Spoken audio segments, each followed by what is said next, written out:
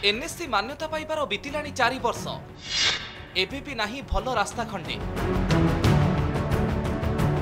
देखंतु ए रास्तार अवस्था एते खाल ढिप जे जा आस करिबा भी मुश्किल। ये हेउछि बालेश्वर रेमुणा एनएससी कार्यालय को जाइथिबा नरहरिपुर बाईपास रास्ता। दीर्घ दिनरू ए रास्तार मरामती होई नथिबा बेले एबे स्थिति सांघातिक। प्रतिदिन घटुछि दुर्घटना। ट्रक आ कार टेम्पो गला जावासा यातायात करने बहुत असुविधा होती। साइकेल खाल बहुत हाँ पड़ी गले उठी हेनी से जीवन आम हो जापे सारे तो आहरी मानने रास्ता कदर्ज जावाई असुविधा तो आंठिया आंठिए खाल ऑटोर आसला को भी भय नागुच सी स्लो करके आसला को पूरा साइड बहुत डर लगुच कौन कर कई तो शुणुना जिते कहला को भी कई शुणुना आम कहने कि हो पार।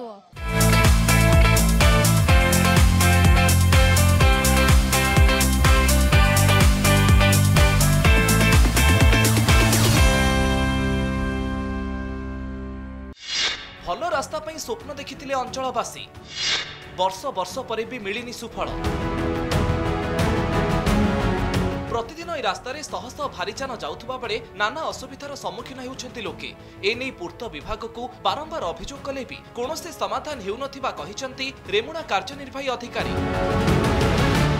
मुख्यतः जो आमर पीडब्ल्यूडी आरडी रास्ता से मेंटेन करूना बारंबार चिठी लिखिचु किंतु आम जो रास्ता आम ऑफिस पाखर जो रास्ता से टेंडर हो कंट्राक्ट काम आरंभ कले जस्ट आरंभ कर दिन दिन भितर एनएससी अवस्था एते आर कहले न सरे जमती दीप तले अंधार जे आकु कहीं एमती कहारी कौन लक्ष्य पड़ुनी एनएससी जे रास्ता को रिपेयरिंग करने 3 कोटी टंका जहाँ मुख्यमंत्री देइछंती मुख्यमंत्री देला पर 3 कोटी टंका कौ कार्य लगुच कौन कर देखिया लोक अपेक्षा कर भावुन जहाँ किसी एनएससी कार्य आगु बढ़िबो। एनएससी कार्यालय को आसीथिबा एही मुख्य रास्ता अवस्था अत्यंत शोचनीय।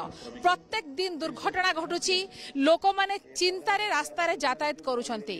एही मौलिक सुविधा भल रास्ताटिए केबे मिलिबो रेमुणा एनएससी को समस्तंकर अपेक्षा। रेमुणारू कैमरा पर्सन चित्तरंजन सहित सुमना परिडा, कनक न्यूज।